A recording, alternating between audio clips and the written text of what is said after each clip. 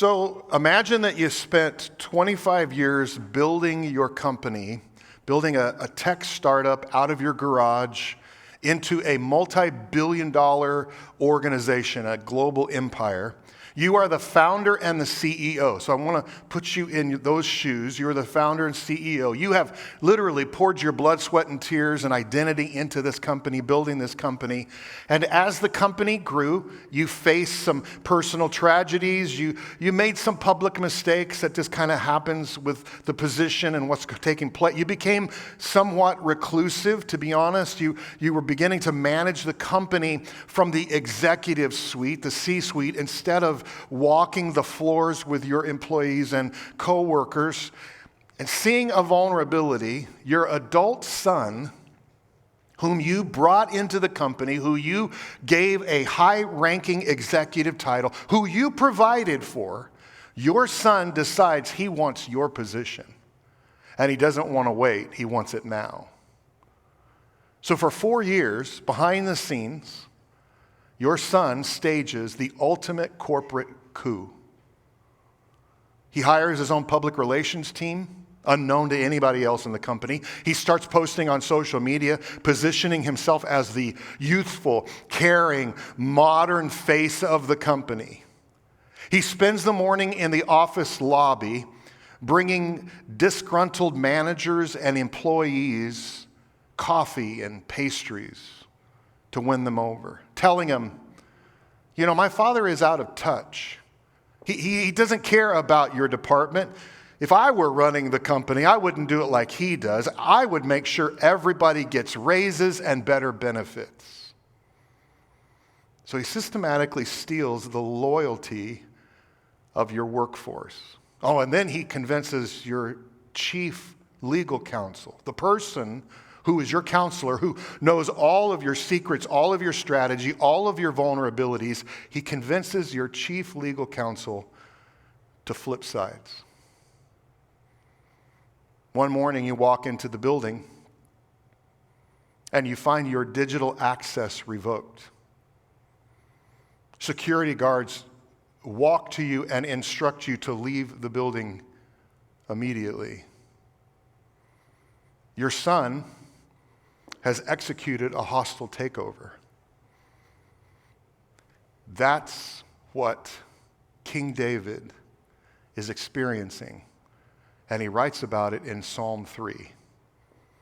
Psalm 3 includes a heading. Most Bibles include this heading. It's called a superscription, and it says this: a psalm of David regarding the time David fled from his son Absalom. The context, historical context, was Absalom's rebellion recorded in 2 Samuel 13 through 18. You might want to write that on your outline, 2 Samuel 13 through 18. If you want to read the full story, you can on your own. When Absalom had usurped the throne, he was seeking to kill his father. David is fleeing for his life from his Jerusalem palace out into the wilderness. And what happens, it's not a sudden uprising.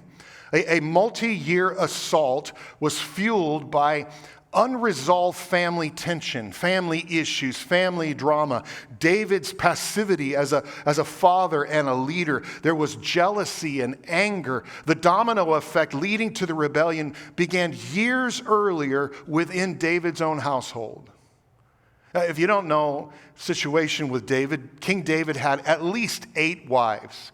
Say that with me, 8 wives. Wow, specifically named in the Bible, there was 8 wives. It explains why David's family was so dysfunctional. How many of you would agree with that one, right? David also had kids, specifically sons from most of those wives. Again, that explains the dysfunctionality of David's family. One event in 2 Samuel 13 probably caps off really what took place. Amnon, that's David's oldest son, raped his own half-sister Tamar. Because Tamar was Absalom's full sister. Tamar and Absalom were brother, sister, same father, same mother. Absalom felt this intense personal compulsion to avenge her, to protect her, to take care of this situation. All the while, Father David took no action against his oldest son Amnon. He did absolutely nothing. David's passivity deeply frustrated and embittered Absalom. You could kind of understand that. That's why Absalom ultimately orchestrated Amnon's murder 2 years later. So, as a result of this murder that he conspired, Absalom then fled into exile to Geshur for 3 years, causing even greater division in the family. So you have this 5 year of distancing and separation. And when Absalom finally returns, David refuses to see him. He keeps him at a distance. And literally another 2 years pass by before David allows Absalom to come to any kind of reconciliation. I'm sure these 5 years of isolation and these 2 years of rejection caused Absalom's actions. It's understandable. It's recorded that Absalom was exceptionally handsome and very charismatic. He launched a calculated 4-year process to undermine David's authority when he came back to the area. Absalom rode around in Jerusalem. The story is amazing. He rode around in Jerusalem in a black SUV, in a chariot, escorted by 50 men. He presented himself as the accessible alternative to the aging king. Absalom would stand by the city gates. If you don't know, the city gate in that ancient day was the place where citizens would go to seek legal justice. And he would listen to their problems, to their cases. And he would basically tell them, I feel for you, I feel your pain. But the king doesn't care about you. If I were king, here we are in election times, right? If I were governor, if I were president, if I were king, things would be better. Your life would be better. Sounds like the stereotypical politician, doesn't it? Absalom lies, he makes big promises, and he announces all that he will do as king. This sounds like politicians to me. 2 Samuel 15 tells us that Absalom stole the hearts of the people. They saw him as a better king. And they began to see David as an out-of-touch ruler. When his support peaked, Absalom made his move to take the throne. Even having flipped Ahithophel, who is David's primary staff member, chief counsel, he joined in the conspiracy, joined in the rebellion. To prevent a bloody siege from happening in Jerusalem, David evacuated. He ran for his life. They left the palace in a rush. He was in deep grief. He was barefoot. He was weeping as a sign of grief. He was accompanied by only a small group of remnant of people. Absalom didn't just want the crown. Absalom wanted to erase his father's existence. So he began to pursue David to kill him and all of his supporters. When David writes Psalm 3, which we're going to look at in just a minute, he is experiencing the agonizing reality of his own family collapsing from within. Can you imagine the massive emotional blow, psychological blow this was to David? Overwhelming. Betrayal is so very hurtful because it requires closeness. Understand, an enemy can never betray you. Only someone close to you can betray you. King David faced the ultimate betrayal. His own son and his most trusted advisor. But David doesn't rant online. He doesn't post on socials. He doesn't try to sue Absalom. He doesn't plot his revenge. You know what David does? I love this. David goes right to God. Look at verse 1 and 2. Oh Lord, come on, read it with me. Oh Lord, I have so many enemies. So many are against me. So many are saying, God will never rescue him. Often we think of spiritual maturity means that you act like everything is okay. Yeah, it's great. Life is great. But it's not. That's not spiritual maturity. David is honest. He's honest about his distress. He's honest about his grief. He cries out. He doesn't sugarcoat anything. He tells God exactly how he's feeling. He tells God how bad it is, that his enemies are taunting him, saying that God's not even going to rescue him. The thing that I've discovered, maybe you have too, the enemy of your soul, Satan, loves to use our problems to make us doubt God's love. Ooh, that's good. You should write that down. Satan uses our problems to cause us to doubt God's love. He wants us to do that. The enemy loves to whisper that you are too far gone for God to do anything, too far gone, too messy for God to care about. Friends, something that you need to practice, I need to practice. I want you to get this. Never let the pressure of your problems overtake your perception of God's presence. Never let the pressure of your problems overtake your perception, your vision, your sight of God's presence. Don't lose sight of God in tough times. Always know that he's with you. In verses 1 and 2, David acknowledges the reality of his problems. He said, I have so many enemies, so many that are against me. But then he redirects.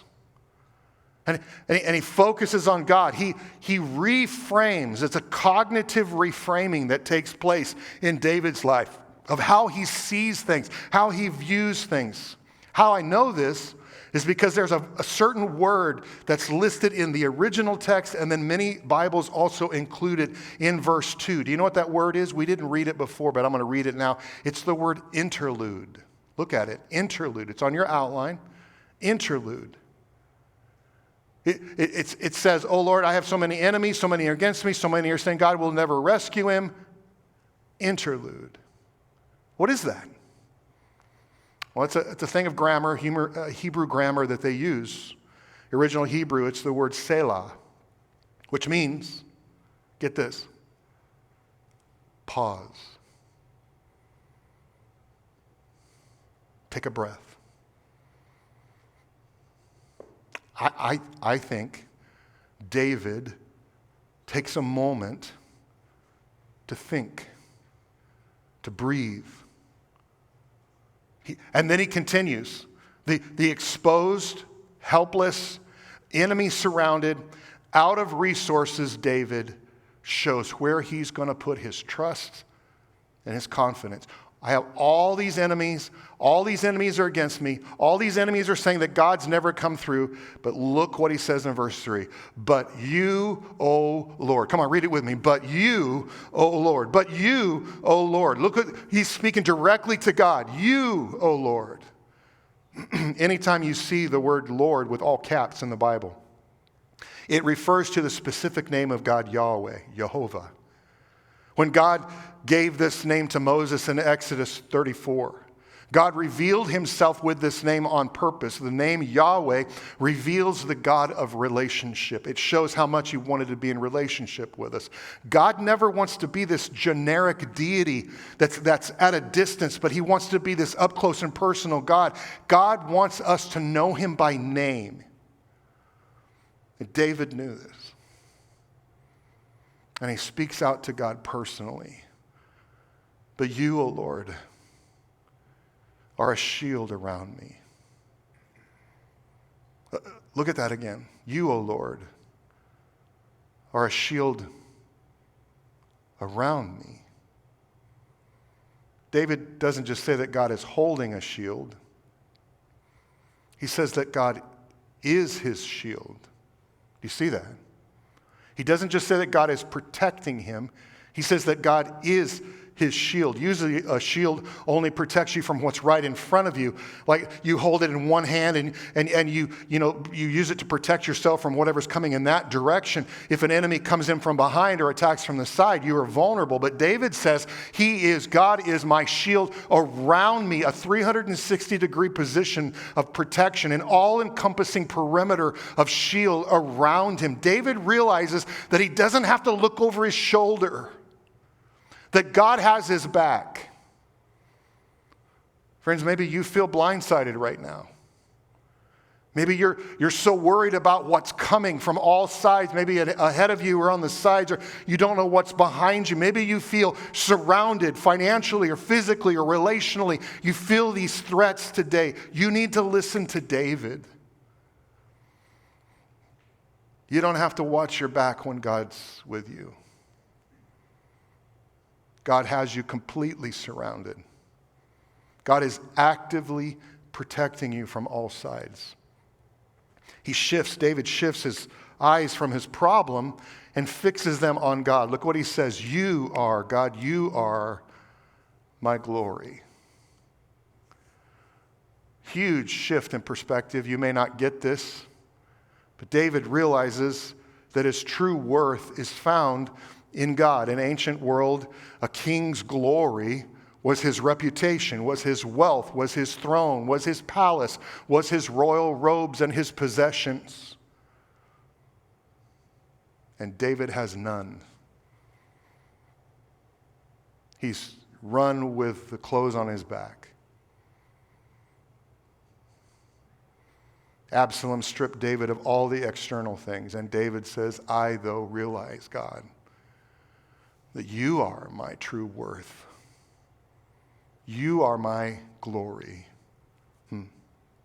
Look at this. Then he writes, you are my glory, the one who holds my head high. I don't know about you, but I can't help but think about a parent here with a child that's sobbing, crying over something that's happened. When a small child is overwhelmed, feeling defeated, what does a child instinctively do? They look down. They hold their head down. They never make eye contact. And a loving parent would never stand over them and yell at them. Instead, a loving parent, what do? They drop to their knees. They get on the child's level. They gently place their hand under the child's chin, and they lift their head until their eyes meet. David felt completely defeated, overwhelmed. His head was hanging low. But God doesn't just look down on him in this mess. God comes down into his pain. He places his hand under David's chin and he lifts his head. God lifts his head to see above the problems. I think we need to hear this today. Maybe you need to hear this today. Get your eyes on God and off your problems. That's what God wants to help you do. He wants you to get your eyes on him and off your problems. When you keep your head low, all you see is your problems. How many of you know what I'm talking about? You just see all that's in front of you and you can't get your mind off of it, and the stress level increases. Your anxiety is there. The sleeplessness is there. That's all you ever think about. But when you lift your head, you see God. When you're defeated, your head hangs low. But God comes, lifts your head, and reminds you of who he is and what he can do. David knows God. David knows God's track record. David trusts God's promises. Look what he says in verse 4. I cried out to the Lord, and he answered me from his holy mountain. Okay, so again, there's some symbolism that's being used here that we don't necessarily catch it when we read it. I hope you've been using the reading plan throughout the week. If you don't have it yet, it's right in your bulletin today, right, with the yellow sheet. Make sure you start using it. I read this week, and I realized I have been missing this all along. David is talking about a place here. Look at this. I cried to the Lord. He answered me from his holy mountain. He's speaking of a place where God meets his people, where the Ark of the Covenant was located, the presence of God. The irony, the symbolism here of the location is so very important. David pictures God on his holy mountain, where the Ark of the Covenant was located, that was approximately 2,500 feet above sea level, the holy mountain of God. And David's running for his life from Absalom. Most researchers believe that he was running through the Jordanian Rift, geography which is nearly, get this, 2,500 feet below sea level. So David realizes that God is on high and he's at his lowest point.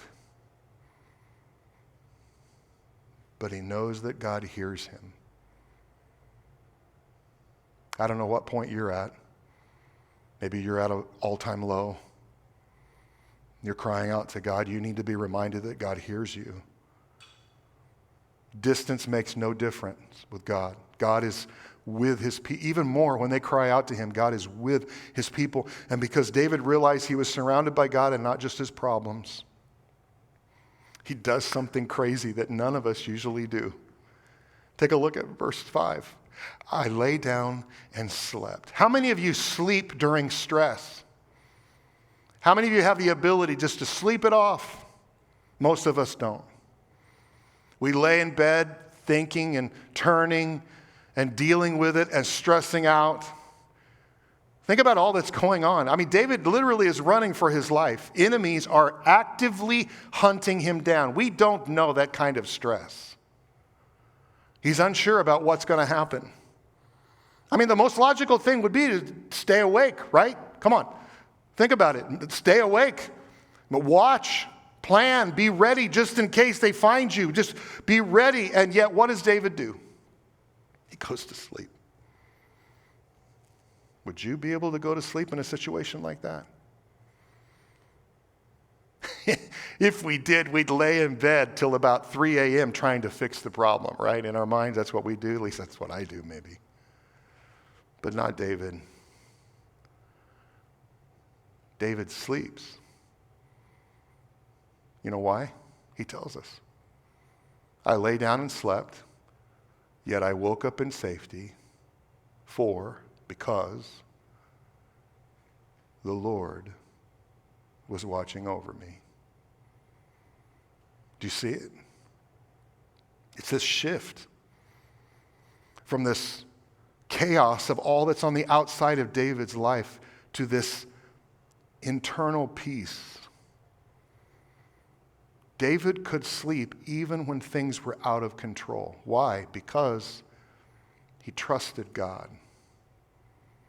David realized that staying up and worrying all night wouldn't change things. It would only exhaust him, only deplete him physically, emotionally. So what did he do? He said, God, I'm going to go to sleep and I'm going to trust that you're handling things. He knew that God was guarding him. Psalm 121 says something very similar. I love this. Look what it says. David writes this. He says, I look to the hills, but where does my help come from? My help comes from the Lord who made heaven and earth. He will not let you be defeated. He who guards you never, what? Sleeps.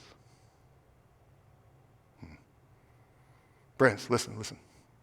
You don't have to stay up all night worrying. Get some rest. God is with you. God has the night shift covered. He can take care of things even when you sleep. To be honest, I think insomnia and late night anxiety is often a symptom of trying to do what only God can do. Why not we just let him take care of things? I don't know about you, but I've found that the things that I'm so worried about, the things that seem so out of control, and then there's certain things that I think I have control in and over. I don't really. I'm realizing more and more that most of everything of my life seems to be out of my control ultimately. And if that's the case, I might as well give it to the God of creation, right? The God who created heavens and earth, the God who can handle it, so I can get some rest. David declares, I am not afraid of 10,000 enemies who surround me on every side.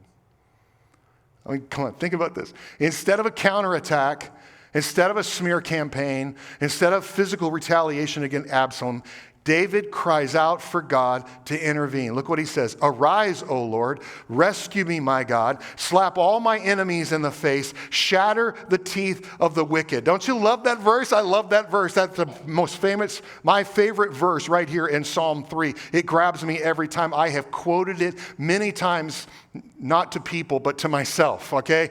I love the candidness of David here. Slap all my enemies just slap them, God. Just slap them. Shatter the teeth. Punch them in the mouth, God. Shatter their teeth. You got to love this. I mean, don't you ever feel that way? Am I the only one? Can this just be confessional here? Don't you ever feel that way? You just feel like, If you keep talking, I'm going to punch you in the mouth. I mean, I'm being honest. David felt that way. He's like, God, this is overwhelming me. It's making me angry. It's frustrating me, but I'm giving it to you. When things are hard and people are causing it, don't you ever talk to God about people like that? In that way? I do. David doesn't take matters into his own hands. He gives it to God. God, you arise. God, you take action. I would love for you to do this, but I'm giving it to you, God. I would love for you to break their teeth, but I know you are God, and I'm not going to do it. I'm going to let you handle. I'm going to let you move in these scenarios. Why? Because David knows something that we need to know. Look what he says. Victory comes from you, O Lord. Victory comes from you. You don't need to fight the battle. You could take the battle and give it to God. He will give the victory to you. You can trust God. David believed this. We see his trust throughout the Psalms. I think the best verse in Psalms, I actually have it as wallpaper on my phone right now, is Psalm 56:9. Take a look at it. This I know, God is on my side. This I know, without a doubt I know, God is on my side. It's not on your outline. You may want to write it down. I included it after everything got printed. God is on my side. Do you know this today? Do you know this? Do you know that God is on your side? That's what makes the difference. Knowing God is with you. This I know, God is on my side.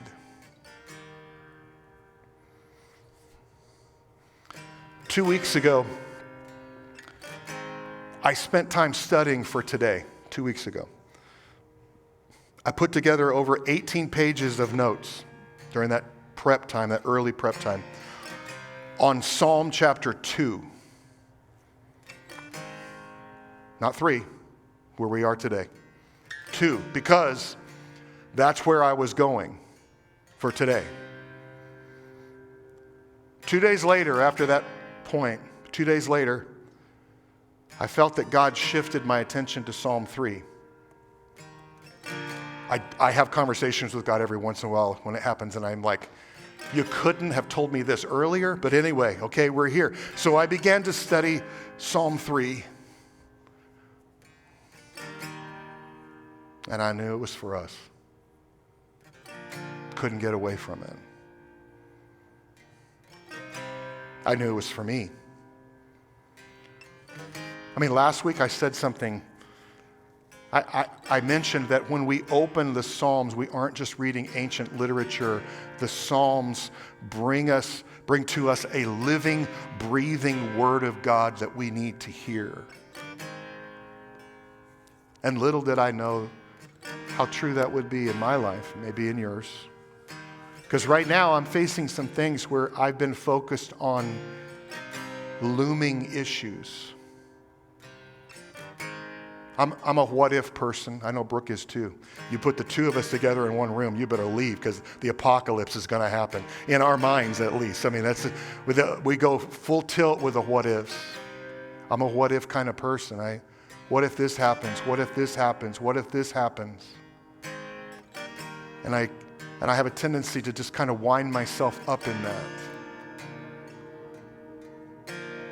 That's what I was doing. And I got overwhelmed by it to the point where I wasn't sleeping. And talk to my wife, that's unusual. Usually when I go to bed, I don't even remember putting my head on the pillow. I'm out. And I was having a hard time. And I was laying up at night, and I was losing sight of God in the fog of the issues. Anybody know what I'm talking about? Where the fog just kind of begins to creep in, and I'm losing sight of who God is and what I know and what I've experienced. And stress begins to develop, and tears begin to fall, and you wrestle with anxiety and doubt and uncertainty and instability, and it all begins to creep in.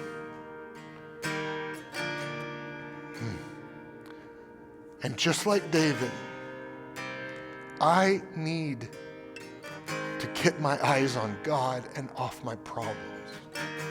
My problem is not near what David faced. Sometimes I laugh at myself because I think of the characters in the Old Testament, specifically in New Testament too, but what they face and what I face, it's night and day difference. David was running for his life, and he still saw a God that was bigger than his problems.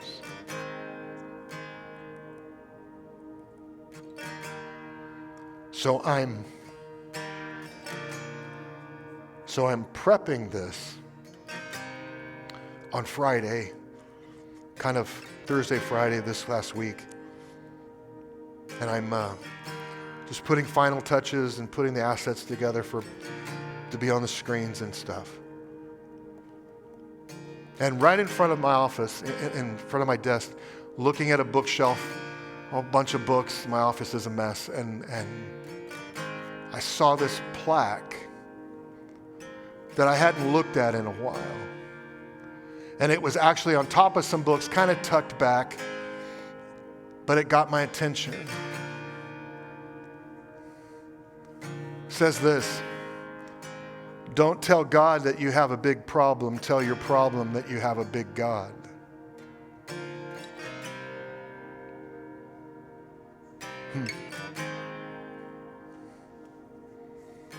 I need to be reminded of this. How about you? I need to be reminded that I serve a big God. That my problems may be overwhelming to me, may be overcoming in my life, but they are not to God. That I can lean in on Him and He is my protector. I can lean in on Him and trust that He will take care of things. I can lean in on Him and He will bring victory. That doesn't mean that the problem is going to go away. To be honest, when David wrote this, it probably was after the fact, but during the middle of it, he was trusting God, but it was still there. Absalom was still pursuing. He was still in the middle of it, and you may still be right in the middle of whatever you're feeling and experiencing, but I know without a doubt that God is bigger than whatever it is. And God wants us to know that today, to be assured of that. Remember Psalm 56? It's easy to remember. This I know. Remember? Come on, say it with me. This I know. God is on my side. This I know. Come on, say it with me. This I know. God is on my side. Do you believe that? I asked Brooke to bring a couple of songs that we do here at Pathway Church that kind of reiterates this. That we would go out of today realizing that God is on our side. And I don't know what you're facing. I don't know what you need to experience. I don't know what you need God to do. I don't know all of the stress and anxiety and pressure that you're feeling in regards to these things. I don't know the battles that you're facing. But God does. And God knows the fears. He knows the emotions. He knows the insomnia. He knows the doubt. He knows the questioning. He knows the insecurities that you're feeling, the instability that you're feeling, the uncertainty that He knows all of this. And He comes right into the middle of all of this mess. And He wants you to know that He's with you, no matter what. This I know. God is on my side.